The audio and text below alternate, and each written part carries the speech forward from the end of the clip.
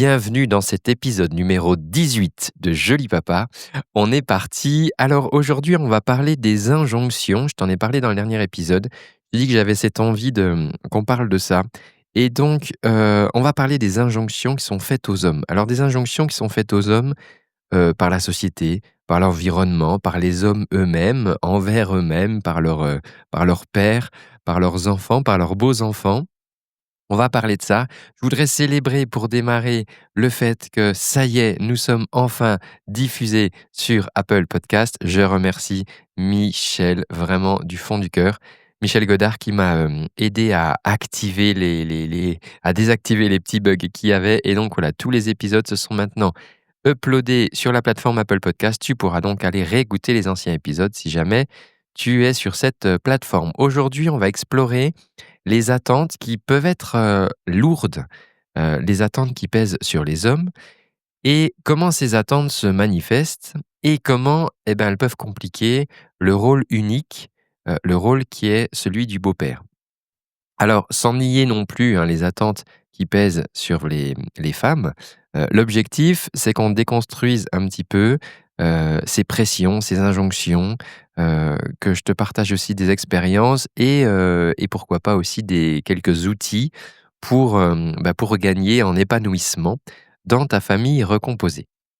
Alors, être beau-père, c'est déjà une aventure en soi, hein. On navigue entre l'amour qu'on a pour sa partenaire, la relation complexe potentiellement avec des enfants qui ne sont biologiquement pas les nôtres, et puis la gestion des familles élargies au grand sens du terme. Et donc, c'est un petit peu un numéro d'équilibriste qui va demander de la force, qui va demander du courage, de la patience aussi, et surtout un cœur grand comme ça.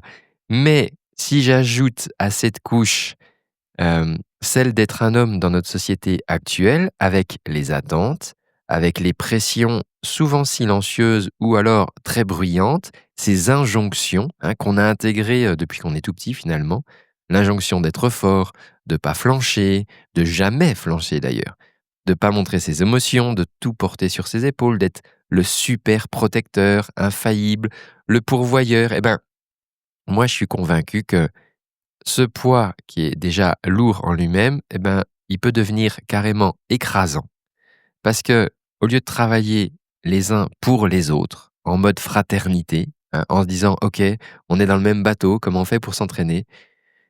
S'entraider, pardon, j'ai l'impression qu'il y a encore beaucoup de conditionnement à être les uns contre les autres. Tu vois, une sorte de compétition entre mecs, une compétition implicite de qui sera le plus performant, qui sera le plus viril, qui sera celui qui a le moins besoin d'aide. Et finalement, ces injonctions qu'on peut recevoir et subir soi-même, on lutterait maladroitement contre elles en se disant je vais être meilleur que ces injonctions. Et du coup, ça devient une sorte de compétition. Mais imagine que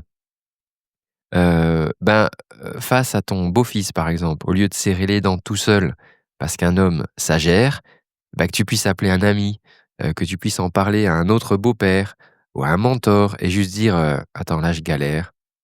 Je crois que j'ai mal réagi, je réagis mal, je sais pas quoi faire», sans avoir peur d'être jugé, tu vois? Juste avec de l'écoute, du vécu partagé. Imagine que face à une pression financière ou dans ton couple, tu n'aies plus à porter tout seul ce secret, puisque du coup on va pas en parler, mais que tu puisses l'alléger en partageant dans un espace de confiance masculine où la vulnérabilité ne serait pas une faiblesse, mais une porte d'entrée, tu vois, vers la création d'une force collective. Et ça, tu vois, si les hommes travaillaient plus pour les autres en se soutenant, en se conseillant, en se validant mutuellement dans les parcours, même dans les plus chaotiques, est-ce que finalement ce rôle de beau-père, ce serait pas heu, plus facile, plus léger, tu vois? Est-ce que ce rôle de beau-père, tu pourrais pas le vivre avec plus de confiance, plus de joie?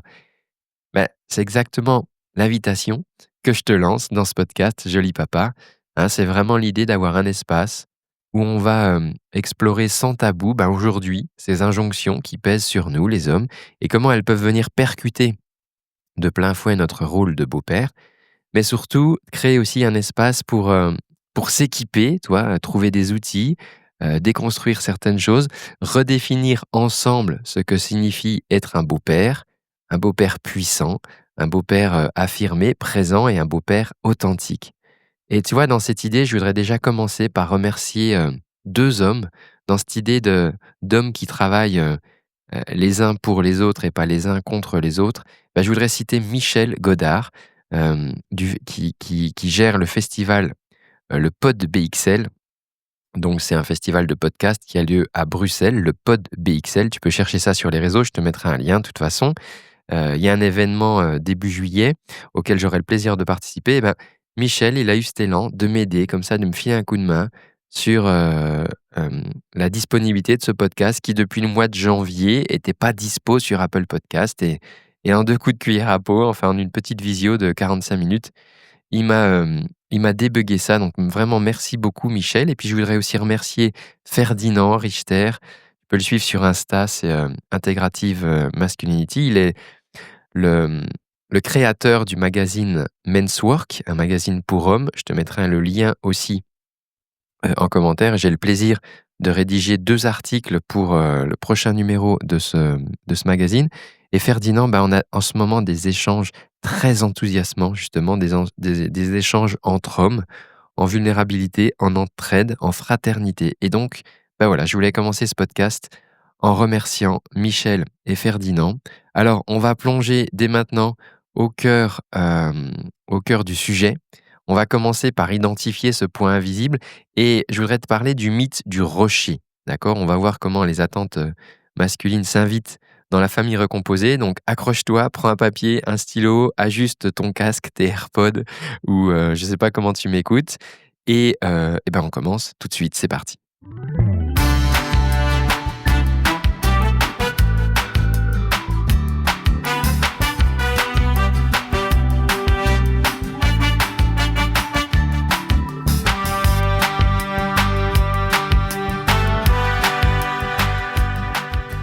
Alors, je voulais te parler du mythe du rocher. Tu sais, c'est, le fait que l'homme soit, solide comme un roc, une pierre inébranlable, un rocher que rien ne pourrait briser et bah, de la manière dont, ça amène en fait énormément d'injonctions. Parce qu'à partir du moment où on te fait comprendre, où tu as intégré que toi, tu es un rocher, et ben ça va créer beaucoup de pression, peut-être même sans s'en rendre compte à un moment et je voudrais vraiment, illustrer. On va suivre 3 beaux-pères d'ailleurs à travers ce podcast. Alors, je t'ai pris des noms, j'ai remplacé les prénoms et mais voilà, ça permet de donner en confidentialité des exemples. Donc, 1er cas, sur l'injonction de: «Sois fort», d'accord? Toi, tu es fort, tu montres pas tes émotions, les garçons, ça pleure pas, c'est du costaud. Hem et donc on va parler de Marc, hem, qui est beau-père et il se trouve que le fils de sa compagne, il est ado et bah, en tant qu'ado, il traverse une période, difficile et dans une engueulade, quoi, il lui dit: «Écoute», il lui balance la fameuse phrase de: «Tu pas mon père, tu comprends rien, laisse-moi tranquille». Et Marc qui s'est, investi depuis, plusieurs années en tant que beau-père et qui a à cœur en fait d'assumer ce rôle et ben, il est hyper blessé en fait par cette remarque, hem, parce qu'il ressent comme un sentiment de rejet. Il se sent rejeté par son beau-fils à travers cette sentence qui est juste, hein, «Tu es pas mon père», qu'il est peut-être moins quand il lui dit: «Tu comprends rien» et puis il ressent aussi beaucoup d'impuissance, dans le «laisse-moi tranquille» parce que quelque part, alors que lui, il avait à cœur d'aider son beau-fils et ben, il se sent rejeté et donc sa première réaction, ça va être de se fermer, d'aller, se planquer dans sa grotte, comme dirait l'autre et pour surtout masquer sa peine, en fait. Parce qu'il est vraiment, il est vraiment peiné de cette remarque et il voudrait paraître parce qu'on lui a expliqué à un moment, il a intégré qu'un homme, c'est fort, ça n'a pas d'émotions, ça les montre pas et donc et ben, il va aller, quelque part, se planquer dans sa grotte pour, paraître pas affecté, pour, garder une sorte de posture d'autorité froide, hein, comme on lui a bien appris dans la société et se débrouiller tout seul à gérer sa blessure d'homme. Parce qu'il y a cette injonction qui lui dit que, attends, un homme, c'est solide et ça s'effondre pas et surtout pas pour des mots d'enfant. Hem Et donc, Marc se retrouve dans cette situation, de solitude, d'isolement, à ne pas pouvoir vivre son émotion et à essayer de se débrouiller pour coller à l'injonction de «Un homme, ça s'effondre pas pour des mots d'enfant». Une autre injonction, qu'on peut rencontrer, c'est d'être le pourvoyeur. Tu sais, l'homme de la maison, il est le pourvoyeur ultime, il fournit, l'argent au foyer, il a la voiture qui va bien, il sait tout faire dans la maison, il sait, parer à tous les difficultés, à tous les problèmes. Et je voudrais te parler de David. David qui s'est mis en couple avec une femme qui gagne plus que lui et leur couple, fonctionne bien, très bien même, mais David, il ressent une gêne depuis le début, en fait, une gêne assez persistante et une pression interne à devoir compenser, d'une autre manière que, c'est-à-dire le manque à gagner, en tout cas ce qu'il apporte de moins financièrement à la cellule familiale, que sa compagne. Et donc il se ressent dans cette pression de devoir compenser tout le temps, d'une autre manière, à des fois, à vouloir prendre le leadership comme s'il voulait, avoir une prise d'autorité, toi, de dire: «Bah, je suis aussi important» ou «Je suis voire peut-être plus» et du coup, à se retrouver peut-être des fois à mettre son nez dans certaines décisions maladroitement, même quand c'est pas pertinent. Mais juste parce qu'il cherche à compenser finalement, ses finances qui sont pas les mêmes que celles de sa compagne. Et David, ça peut lui arriver de se sentir, moins homme parce que, il voit que, voilà, sur le papier, il n'est pas le principal soutien financier de cette famille recomposée. Avec, à l'oreille, en fait, cette injonction qui lui murmure: «Ton rôle d'homme, c'est de ramener le plus gros salaire et de diriger la famille».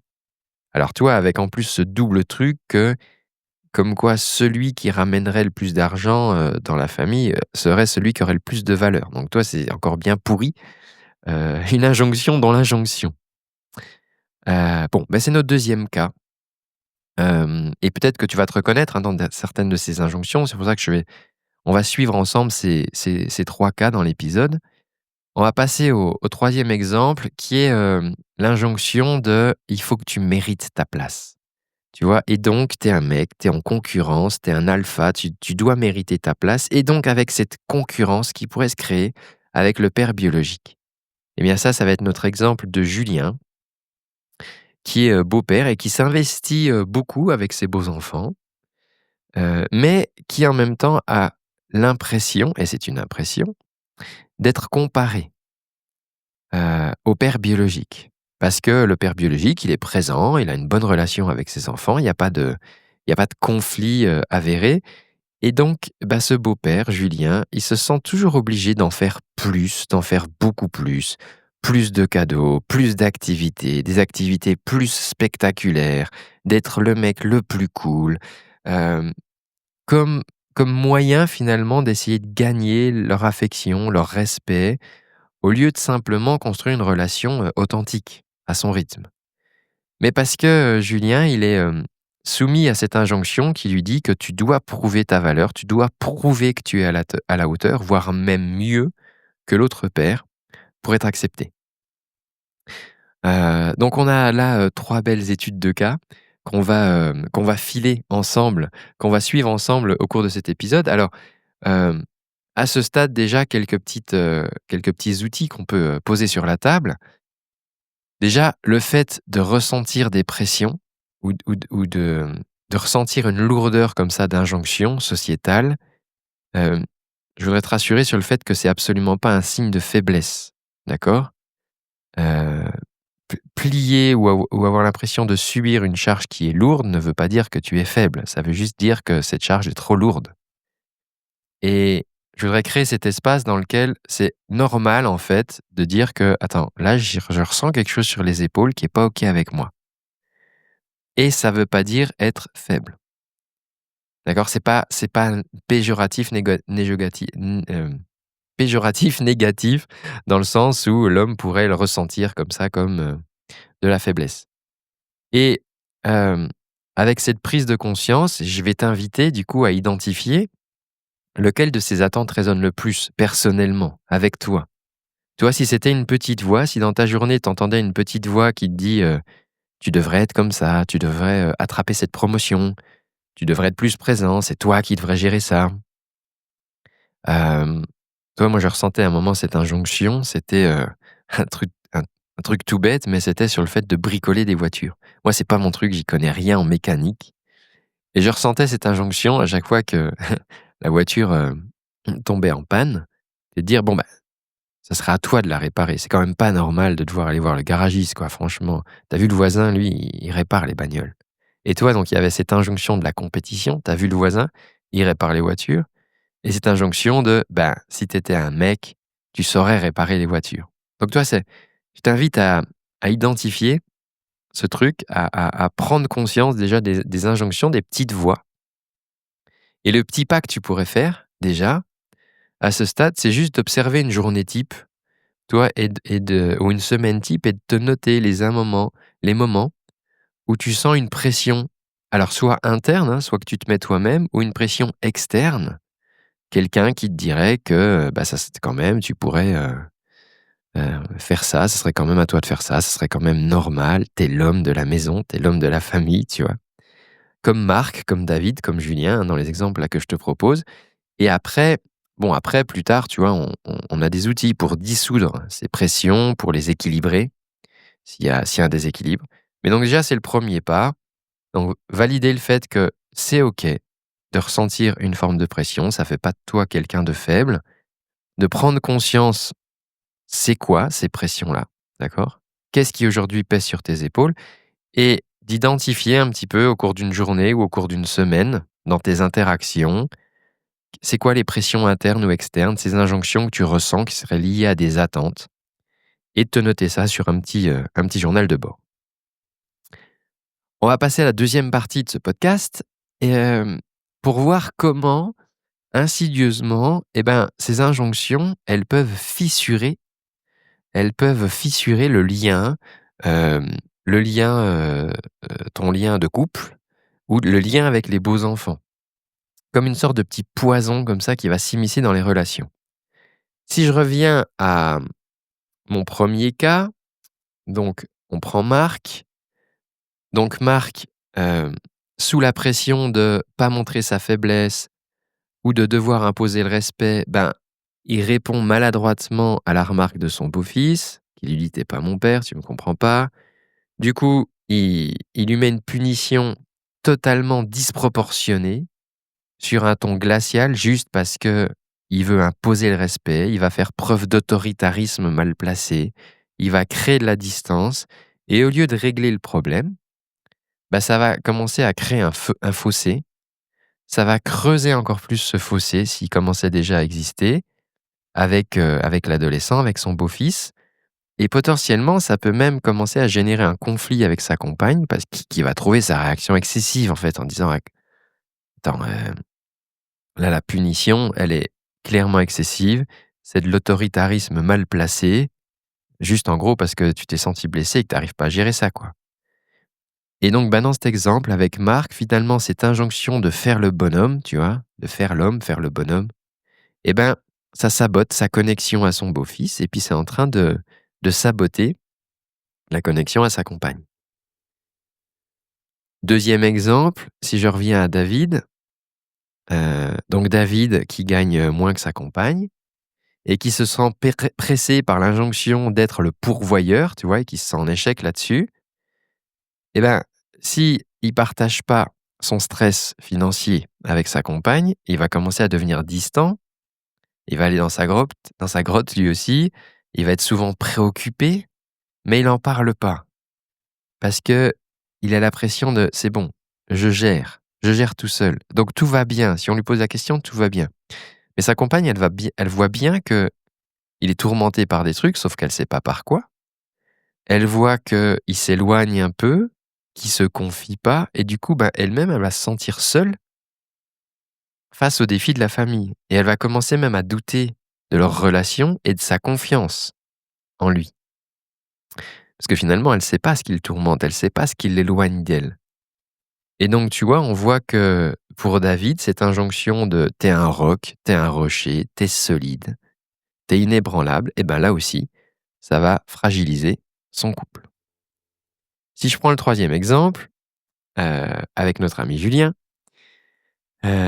donc Julien qui veut mériter sa place, qui veut rivaliser avec le père biologique, et ben Julien, il peut se retrouver à critiquer involontairement, soit ouvertement, hein, soit par des sous-entendus, les habitudes, les goûts liés au père biologique. Ah, pourquoi vous écoutez cette musique? Ah, votre père, il a vraiment des goûts bizarres. Tu vois, il va commencer à, même sans s'en rendre compte, à lâcher des trucs comme ça, des petites bombes. Et en fait, les enfants, eux, ils vont ressentir en fait cette pression, ils vont se retrouver dans une sorte de conflit de loyauté à devoir choisir un camp.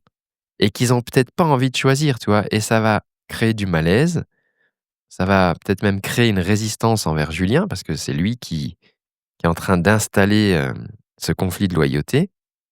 Et du coup, ben, Julien il va se sentir encore plus frustré de ne pas se sentir accepté, malgré ses efforts, à cause de cette injonction. Et donc, il va se sentir rejeté et incompris. Je parle d'ailleurs, hein, dans un des tout premiers épisodes du podcast, de ces conflits de loyauté. Donc tu vois, là, on file nos exemples, on suit nos exemples, et on voit que bah, comment le fait de se plier à ces injonctions chez ces 3 hommes, chez ces 3 beaux-pères, eh ben, ça fout le bazar, en fait. Donc à ce stade, quelques outils qu'on pourrait poser sur la table, c'est vraiment d'essayer de maintenir la communication dans le couple. Même si tu n'arrives pas à le gérer avec les beaux enfants, au moins de le maintenir dans le couple, parce que c'est ça qui a créé ta relation, c'est ça la genèse de ta relation, enfin de ton rôle de beau-père, bah, c'est le fait que tu te sois mis en couple avec quelqu'un qui avait déjà des enfants. Et c'est vraiment important de parler ouvertement des pressions que tu peux ressentir, toi, pour nommer les choses. Si à un moment tu prends de la distance, si à un moment tu as t'as besoin de te mettre en retrait, si tu es préoccupé de clarifier quelle est la teneur de ces préoccupations. Euh, et parce que c'est un travail d'équipe. D'accord? Vous êtes 2 dans le même bateau à gérer cette famille recomposée. C'est votre union qui a créé cette famille recomposée et donc vous êtes 2 dans ce bateau. Ça sera intéressant aussi, je pense, d'apprendre à commencer à reconnaître les signes, à repérer chez toi, des comportements négatifs, je sais pas, une irritabilité que tu as pas d'habitude, une mise en retrait que tu as pas d'habitude, une sorte de rigidité qui d'ailleurs va se transcrire dans le corps, hein. Si tu es à l'écoute de ton corps, tu vas la sentir. Moi, je sais que j'adore scanner mon corps parce que très souvent, mon corps me donne des indicateurs. Si par exemple, je me réveille le matin avec la mâchoire un peu serrée, de ça, je dis attends, là, il y a de la rigidité dans mon corps. C'est quoi le sujet? Et ton corps va réagir hein, à ces réactions, aux pressions, etc. Et donc, si tu apprends à observer les signes, ça va être très aidant. Et puis enfin, penser aux enfants. Est-ce que les enfants ont vraiment besoin d'un super-héros qui est figé par ces injonctions? Parce que les enfants, eux, ils n'ont pas encore eu ces injonctions-là, tu vois? Faire des erreurs, c'est humain. C'est pas être faible de faire des erreurs. Tu peux les reconnaître, tu peux t'excuser, tu peux maintenir du lien et tu peux montrer, en fait, un modèle de gestion émotionnelle, justement, qui brise ce cycle des injonctions. Et c'est là où il y a un double bénéfice, en fait, à travailler là, sur ce sujet-là, des injonctions. C'est un peu l'idée de ce podcast, de poser ce sujet sur la table pour commencer à ouvrir des pistes. Parce que à partir de là, on peut construire une nouvelle génération. Tu vois, on peut montrer aux enfants que, bah, non, ces injonctions-là, elles ont peut-être pas, leur place en 2025 dans notre société moderne. Alors maintenant qu'on a mis le doigt, heu, sur, le sujet des injonctions, sur les conséquences que ça peut avoir, je te propose qu'on passe à l'action, d'accord? On va voir comment concrètement on peut, essayer d'alléger ce fardeau et respirer un petit peu plus et on va voir ça juste après notre intermède musical.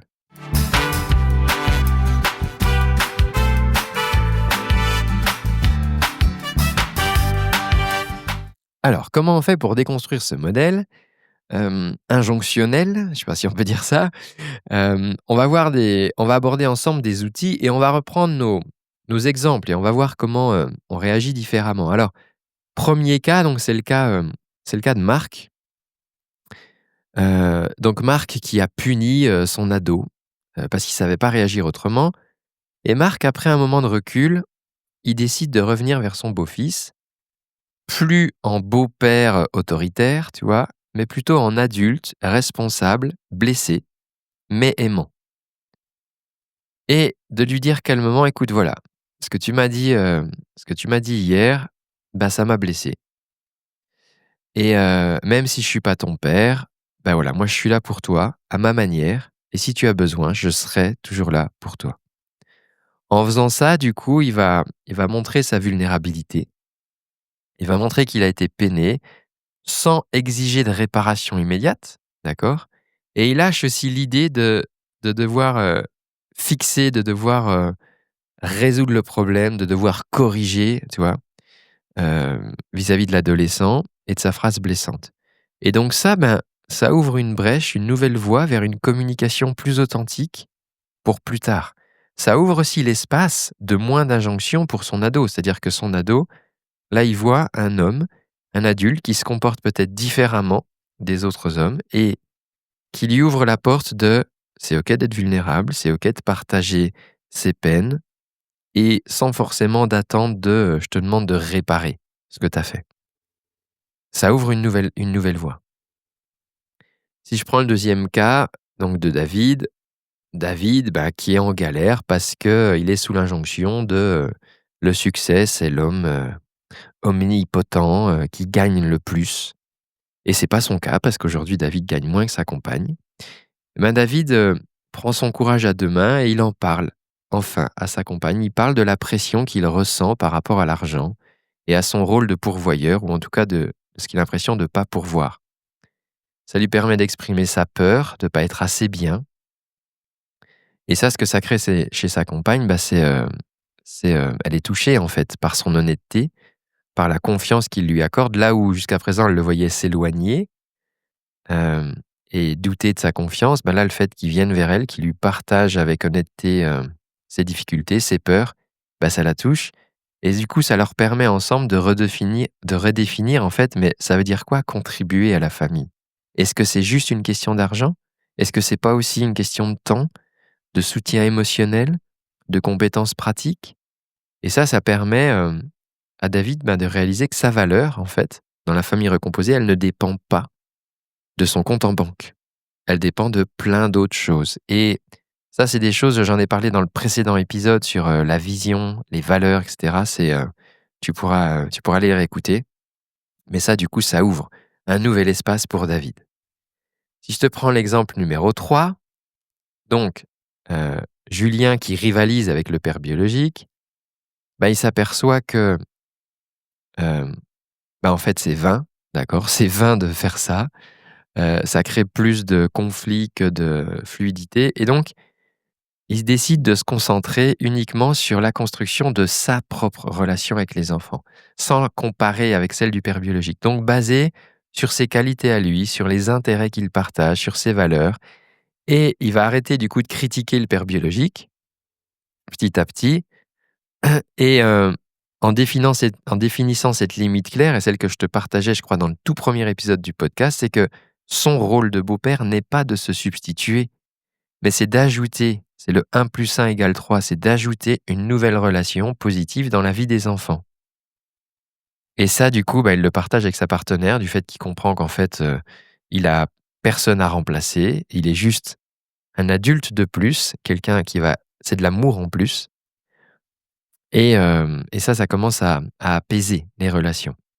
Et ce que je voudrais te proposer, du coup, à ce stade, c'est, c'est une action concrète, quelque chose que tu pourrais tester cette semaine. Donc, on a dit peut-être identifier un comportement, tu vois, qui va être lié. Tout à l'heure, on parlait d'identifier les pressions, mais là, c'est peut-être de dire: «OK, quand je ressens cette pression-là, qu'est-ce que ça induit chez moi? Comment je me comporte du coup?» et dire: «Tiens, OK, la prochaine fois que je ressens cette pression, comment je pourrais réagir différemment? Comment je pourrais, casser ce cycle, en fait, automatique? Comment, quand j'ai envie de me refermer, ben, au contraire, je pourrais aller vers ma partenaire et me confier? Comment est-ce que quand je ressens une pression, je pourrais, faire un petit pas de côté et observer cette pression?» Alors je voudrais te rappeler que, pour vivre moi-même ce processus, hein. C'est quelque chose de long. Il y a des hauts, il y a des bas. On n'est pas des super-héros. Donc, je t'invite à être patient, à être indulgent avec toi-même. C'est OK de réagir encore comme d'hab sur plein de sujets. Et c'est la même chose en fait avec les enfants, hein. Aider des enfants à grandir, ça demande aussi beaucoup de patience et donc aider le beau-père en toi, à grandir, ça demande aussi tout autant de patience et vraiment, heu, le changement le plus puissant, il va vraiment venir de toi, à l'intérieur. D'accord? Déjà, ne serait-ce qu'en changeant ta propre perception, de ces pressions et ben, tu vas pouvoir t'autoriser à être imparfait et à partir de là, déjà, les choses vont commencer à changer. On va passer maintenant à la dernière partie de ce podcast et je voudrais te rappeler, combien ton rôle de beau-père est unique, combien ton rôle est précieux et comment, ben, on peut foutre les injonctions à la poubelle, d'accord? Je sais que c'est pas évident, c'est plus facile à dire qu'à faire et c'est, pour ma part, un rôle, une tâche, quotidienne et tu vois, préparer ces émissions pour ce podcast, rassembler mes idées et cetera, c'est hyper aidant aussi pour moi. Donc c'est trop bien. Même si personne n'écoute ce podcast, moi ça m'aide. Et vraiment te rappeler que ton rôle de beau-père, il a pas besoin de rentrer dans une case, d'accord? De toute façon, tu es pas dans l'arbre généalogique. Donc, puisque la case, elle n'existe pas dans les formulaires CERFA de l'administration, tu vas te créer ta propre case, d'accord? Une case unique et cette case, c'est toi, d'accord? Avec la beauté de tes actions, avec ta force et l'idée, c'est de se construire un rôle sur mesure. Si je reprends mes exemples, Marc, du coup, qui s'est autorisé à être vulnérable vis-à-vis de son beau-fils. En faisant ça, il a désamorcé la tension, d'accord? Il réduit le fossé qui était en train de se creuser. Et qu'est-ce qui se passe? Quelques semaines plus tard, son beau-fils, il vient lui parler, spontanément, d'un problème qu'il a à l'école.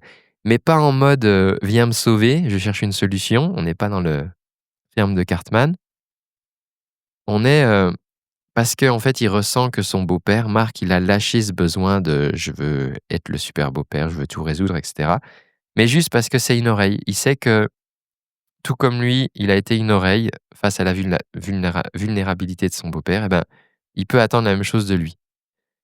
Ça fait un moment qui est tout simple, qui est juste authentique, qui est juste, «OK, j'attends juste que tu puisses m'écouter» et plutôt que de forcer un respect en accueillant cette parole, Marc, il a trouvé sa manière à lui de se connecter à son beau-fils, juste en étant à un moment le réceptacle d'une parole. Et ça change tout. Si je prends mon 2e exemple avec David qui, du coup, a partagé ses doutes financiers finalement, il a énormément, David, renforcé la confiance avec sa compagne. Là où elle se disait: «Attends, mais il est vachement préoccupé, c'est quoi? Il va me quitter, qu'est-ce qui se passe?» Maintenant, ils gèrent le budget, familial ensemble et c'est bien le budget familial et c'est pas le budget de moi je gagne ça, toi tu gagnes ça, c'est le budget familial. Chacun contribue selon ses moyens, ses compétences, son temps. Le temps est aussi un budget et David du coup, il se sent beaucoup plus valorisé par son soutien émotionnel, son implication dans la vie quotidienne, le temps qu'il accorde et pas juste son salaire. Ça fait que avec sa compagne, ils ont su créer un modèle de couple et de famille qui leur correspond. Loin des stéréotypes, pardon, loin des stéréotypes ça, c'est hyper précieux. Si je te prends le cas numéro 3, donc Julien qui voulait rivaliser avec le père biologique, quand tu cesses d'être dans la compétition, c'est vachement moins fatigant. Julien, il se sent beaucoup plus léger, il partage sa passion, pour la musique avec l'une de ses belles-filles, ainsi. Qu'est-ce qu'ils fait? Ils se sont créés leur propre rituel, leur petit truc, ils peuvent jammer ensemble, peuvent faire un peu de musique et ils créent leur complicité à sa manière. Avec l'autre c'est plus la randonnée, c'est faire, des balades en nature et du coup, il cherche plus à être le meilleur, le père idéal, il cherche juste à être lui-même avec eux et c'est déjà un super défi, en fait, d'oser rester soi-même avec ses beaux enfants.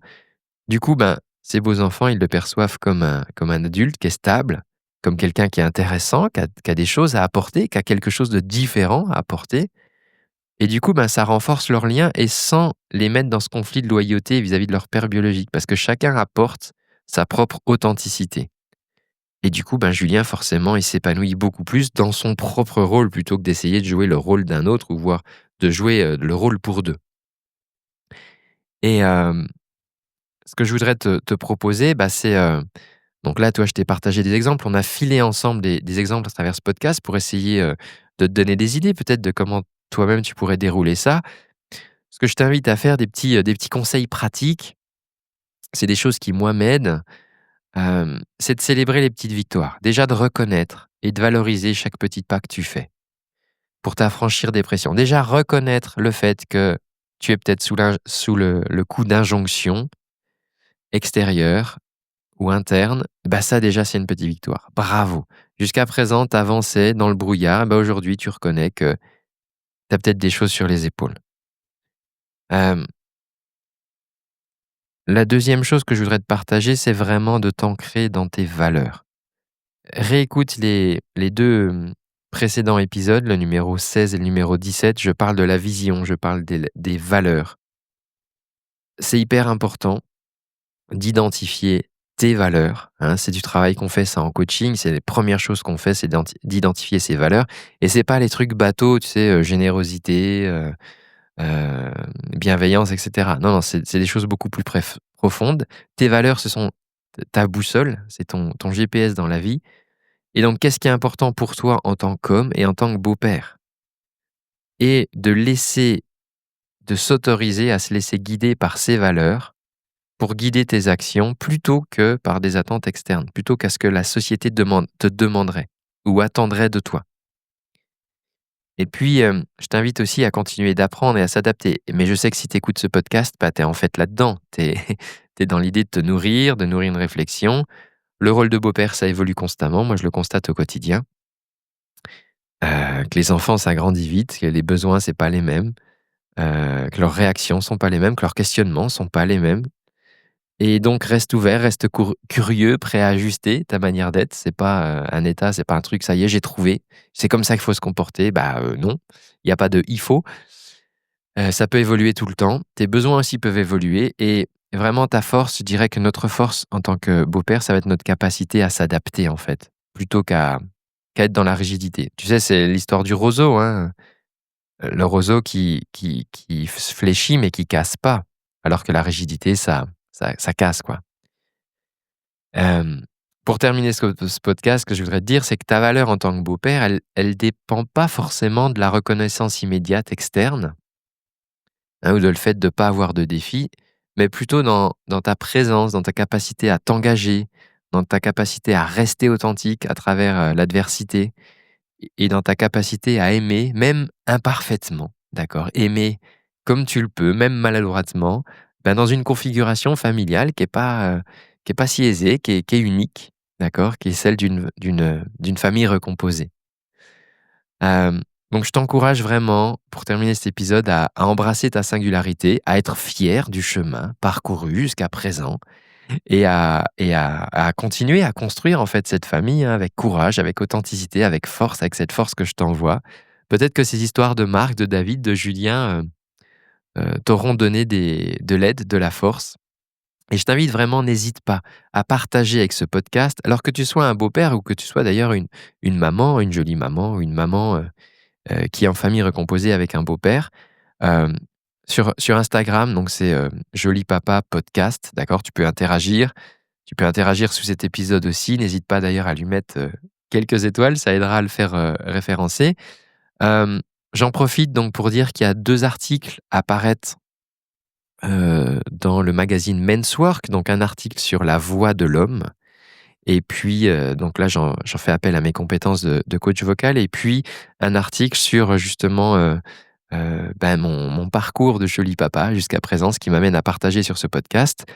Je voudrais te rappeler aussi un enregistrement public le vendredi 16 mai à Audincourt, au tiers-lieu le 5. Voilà, un enregistrement en public autour de la place du beau-père. Dans notre société, il y aura des jeux, il y aura un blind test, il y aura des quiz. Ça s'annonce très convivial, très festif. Donc n'hésite pas à venir. Il y a un bar sur place avec tout ce qu'il faut pour ravir tes papilles et te désaltérer. Et puis, donc le pod BXL, donc ça c'est le 5 juillet, mais on aura le temps d'en reparler puisque j'ai prévu d'interviewer Michel. Voilà, je t'envoie toute ma force d'homme et tout mon amour de joli papa en chemin. Voilà, je sais qu'on va y arriver ensemble. On va trouver ce beau chemin. Ciao.